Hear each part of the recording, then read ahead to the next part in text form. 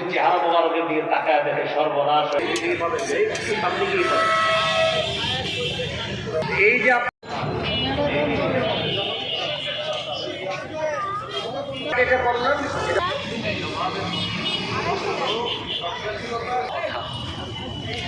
সহিহুত তারগীব কিতাবের নাম 2601 যত ভালো যত বলা ভাই ভালো লাগছে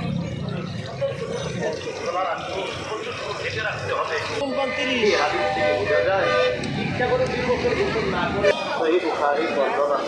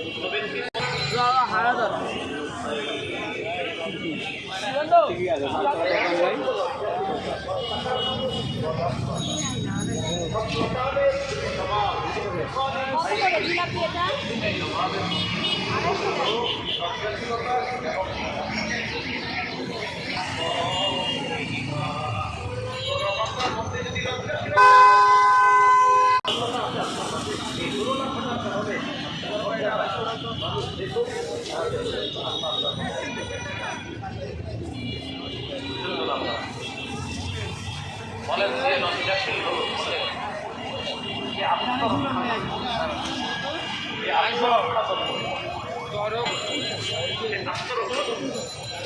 আত্মরক্ষা করল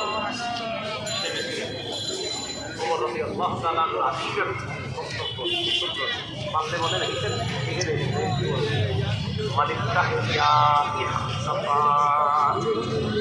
যে ব্যক্তি লাজুক হলো সে আড়ালে গেল সে আত্মরক্ষা করলো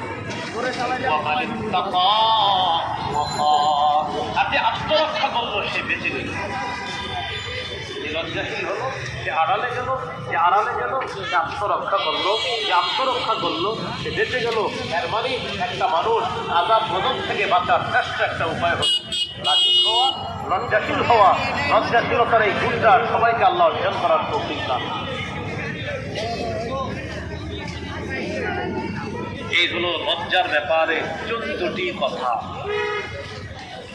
লজ্জার ব্যাপারে 15 নম্বর কথা। সহিহুত তারগীব কিতাবের নাম 2631 নম্বর হাদিস, 2631 নম্বর হাদিস। এই হাদিসের মধ্যে আছে আল হায়াউ লাউ কানা রাজুলান। দেখেন কি বলতেছে, আল হায়াউ লাউ কানা রাজুলান লাকানা রাজুলান সালিহান। লজ্জা যদি কোনো ব্যক্তি হয়, এটা কোনো অনুবাদ হইল? কি বললাম? লজ্জা যদি কোনো ব্যক্তি হয়, আসলেই আরবির মূল অনুবাদ এটাই, আল হায়াউ লাউ কানা রাজুলান। লজ্জা যদি কোনো ব্যক্তি হয়, বাকি উদ্দেশ্য হলো কোনো ব্যক্তির মাঝে যদি সৎ মানুষ হয়ে যায়। কি মানুষ হয়ে যাবে? সৎ মানুষ হয়ে যাবে। ওয়ালাউ কানাল ফুহশু রাজুলান লাকানা রাজুলান সুআ। কোন মানুষের মধ্যে যদি অশ্লীলতা এই পথ স্বভাব এসে যায়, সে এক সময় খারাপ মানুষ হয়ে যায়। লজ্জাশীলতার আর ভয়ঙ্কর অপরাধের এই স্বভাব তার মধ্যে আসলে একটা সময় লক্ষ্য হলো আজকের আলোচনার ভূমিকা। এখন আমি মূল আলোচনাটা আমরা আমাদের সতর ঢেকে রাখা, এটা অন্যতম একটা লজ্জাশীলতা। ছেলেরা হাফ প্যান্ট না পরা, বরং ফুল। কয় টাকা পিস? আল্লাহ দিয়েছেন, এখন থেকে 50 টাকা। 50 টাকা।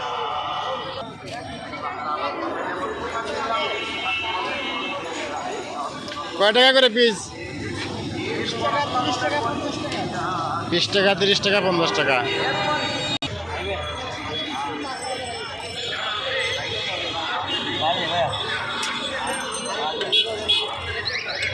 পাতলা পাতা সব উঠেছো বাইজা ধুয়ে যায় তো কমপ্লিট বুঝবো।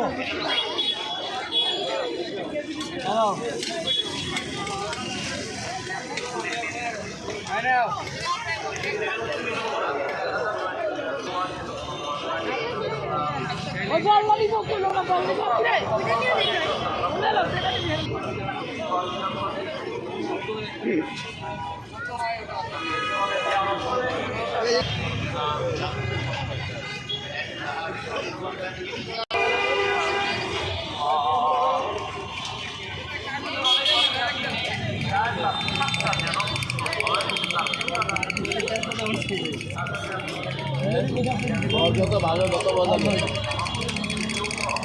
মজা ভাই ভালো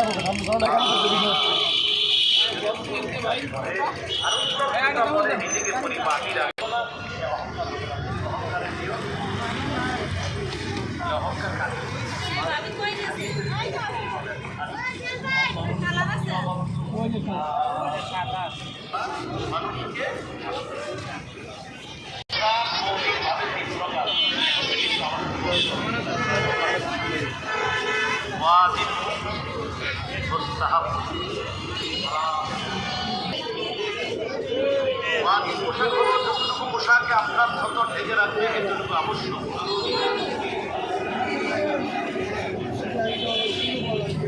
আপনার ওদের 4,017 এই হাদিসের বর্ণনাকারীর নাম হলো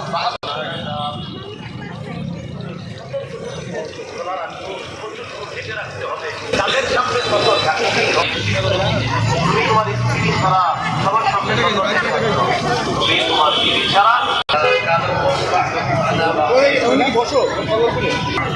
বাসায় বাড়াবো তাদের সতর কত হয়েছে আপনার সতরের দিকে দেখতে না নিষেধ করে দিলেন। সাহাবী প্রশ্ন করলেন, ইযা কানা রাজুলু খালিয়ান ইয়া রাসূলুল্লাহ, ইয়া রাসূলুল্লাহ, কোন ব্যক্তি যদি ঘরের মধ্যে একা থাকে তখন তার সতরের মাসালা আপনার কাছে জানতে চায়। নবী বললেন, আল্লাহু আহাক্কু আইয়ুন, ঘরে একা একা আছেন, দরজা জানালা বন্ধ, তাহলে কিন্তু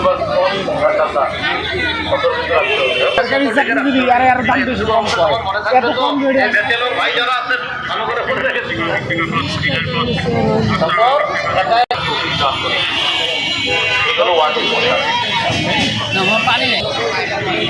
মোস্তাহাব মানে একটু উত্তম পোশাক। এইখানে আপনারা যারা আসছেন, কেউ একটা ভালো মানের চাদর গাইতে আসছেন, কেউ 600 টাকা গজের পাঞ্জাবি পরে আসছেন, কেউ 100 টাকা গজের, কেউ 50 টাকা গজের, বাকি প্রত্যেকেই একটু লন্ডি করে একটু ভালোভাবে আসছেন। 50 টাকা গজের কাপড়টা দেন, সেও একটু ধুয়ে ধুয়ে লন্ডি করে পরিপাটি হয়ে আসছেন। এটাই হলো উত্তম। আপনার পাঞ্জাবির গজ 50 হোক, 100 হোক, 600 হোক, তা আপনি এটা ধুয়ে রাখেন, এটা আপনি সবসময় সুন্দর করে রাখেন, এটা হলো উত্তম পোশাক। বুঝে আসছে তো? কম দামি বেশি দামি ব্যাপার না, উত্তম পোশাক এটা ধুয়ে রাখে, সাফ রাখে, পরিষ্কার রাখে। এই হাদিসের বর্ণনাকারী আবুল আশওয়াদ, তিনি তার পিতা থেকে বর্ণনা করেন। হযরত জাবের রাদিয়াল্লাহু তাআলা আনহু থেকে বর্ণনা, তিনিও বলেন, নলি কয় টাকা ভাইয়া? 130। রাসূলুল্লাহ সাল্লাল্লাহু আলাইহি ওয়াসাল্লাম আমাদের কাছে আসলেন। আসার পর এক ব্যক্তির দিকে তাকায় দেখলেন তার মাথার চুলগুলো এলোমেলো, চুলগুলো এলোমেলো। রাসূলুল্লাহ সাল্লাল্লাহু আলাইহি ওয়াসাল্লাম আমা হাযা ইয়াজিদু মা ইউসাক্কিরু বিহি শাহরা।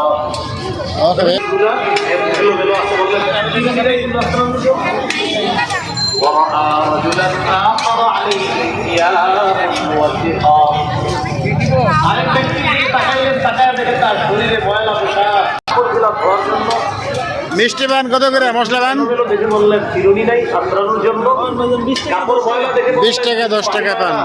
কাপড় ধৌত করার জন্য। আগুন পান 30। হাদিস থেকে বোঝা যায় ইচ্ছা করে যুবকের গোসল না করে জটলা বানায়া লাল কাপড় পরিধান করে ওই যে ওইটা আমি ছাড়া আর কিছু না। ওই যে এই পাবেন, এই সামনে গিয়ে পাবেন। এই যে আপনি এটা করলেন, এটা ভণ্ডামি। আচ্ছা বুঝলাম, প্রথমে ওরা চুল কিনা চুল ধোয়ার জন্য সেদিন টাকা নেয়, তাই চুল ধরে না। ওনার কাপড় ধৌত করার জন্য সাবান নাই, টাকা কিনার টাকা নাই, সামর্থ্য নাই, তাই কাপড় কিনে ওনারে কি এক জোড়া পাঞ্জাবি কিনে দেওয়ার মতো একজন তৈরি হলো না। অন্য চিরজানে আমার দলিল এগুলো জীবনে জানে আমাদের এই শিকাগোর একমাত্র যে শ্রেষ্ঠতম আল্লাহ তো ব্যবসা না হাদিস আমাদেরকে শিখাই আর বুঝিয়ে চলে আল্লাহ ভালো করে। কিছু যদি জিজ্ঞাসা করেন ভাই হ্যাঁ সেটা আটের জন্য কি আছে বুঝবা না, আরে কি আছে মানে এটা কি কথা বলে না, নামাজ পড়ে না, রোজা রাখেন, আরে ভাই 100 টাকা এই বাপা নাই বেলা রাখে মানে উদ্ভট টাইপের একটা কাহিনী। বলে ভাই না ঠিক আছে আপনি বেশি বুঝে বলেন, ইচ্ছা করে ময়লা পোশাক পরা, থালা পরা, ইচ্ছা করে সামর্থ্য থাকার পরেও পাঞ্জাবি পায়জামা পরার সামর্থ্য আছে, এরপরেও ময়লা পরা, থালা পরে থাকা, এটা কি ইসলাম উৎসাহ করে? কেন সেটা করে আল্লাহ যাক যে করার জন্য, কিন্তু আমরা যেন এই জাতীয় সিঁড়িকে আমরা পা না বানাই, আল্লাহ আমাদেরকে হেফাজত করেন। এইগুলো আপনি করে সিঁড়ি করে পরিধান করছেন না না, আমি কইছি 20 টাকা ধরেন ধরেন। আবু দাউদের হাদিস 4000। রিয়া মাকে বললেন আলা কামালু, তোমার সম্পদ আছে। সাহাবী বললেন কি হুজুর আছে? 30-50 নবীজি বললেন কি মা কোন ধরনের সম্পদ আছে? সাহাবী তোমার এত সম্পদ নিয়ে কি করবা? তোমার দিনে পোশাক পরা এটা হাদিস আছে। ইবনে মাজাহ 1056 হাদিসের বর্ণনাকারী আয়েশা সিদ্দিকা রাদিয়াল্লাহু তাআলা আনহা বর্ণনা থেকে বলেন নবী সাল্লাল্লাহু আলাইহি ওয়াসাল্লাম খতবান নাস ইয়াউমাল জুমআ। আসল দিতে একদম সাহাবীদের দিকে তাকায় দেখে قال رسول الله صلى الله عليه وسلم أي الشهيدة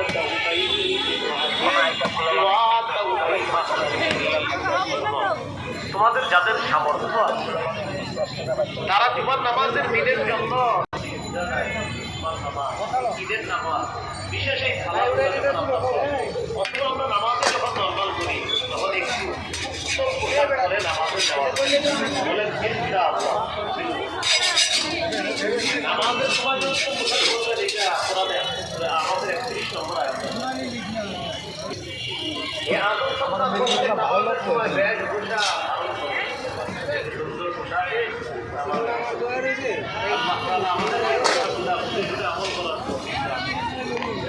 বলে আপনি এই পোশাক কয় প্রকার? এই পোশাকের সাথে খারাপ পোশাকের ক্ষেত্রে 6টা জিনিস মনে রাখা। পুরুষ রেশমের পোশাক পরবে না, পুরুষ নারীর পোশাক পরবে না, বিধর্মীদের পোশাক পরবে না, খাটো খাটো পাতল পোশাক। সেই মুসলিমের বর্ণনা 2069 নম্বর হাদিস। قال رسول الله صلى الله عليه وسلم لا تلبسوا الحرير فإنه من لبسه في الدنيا لم يلبسه في الآخرة। যারা দুনিয়াতে হাদিস দ্বারা বোঝা যায় মুসলিম পুরুষের সহিহ বুখারীর বর্ণনা 5837 নম্বর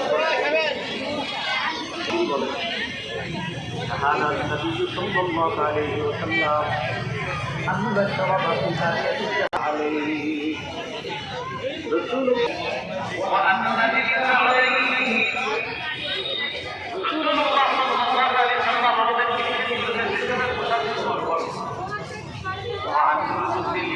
এই হিসেবে কাপড়টা ধরে আমার কাছে তারপরে রবিদের চেহারা মোবারকের দিকে তাকায় দেখে সর্বনাশ হয়ে গেছে ঘটনা রাগ করছে কঠিন রাগ করছে হযরত আলী বলেন ফাআরাফতুল গাদাবা ফি ওয়াজহিহি নবীদের চেহারা মোবারকের মধ্যে রাগের স্পষ্ট ছাপ দেখতে পেয়ে বুঝতে পারলাম ঘটনা খারাপ নবীজিকে পছন্দ করে নাই আমি যে রেশম পরিধান করছি রাসূলুল্লাহ সাল্লাল্লাহু আলাইহি সাল্লাম আমাকে বললেন ইন্নী লাম আবআত বিহা ইলাইকা লিতালবাসাহা ইন্নামা বা'আতু বিহা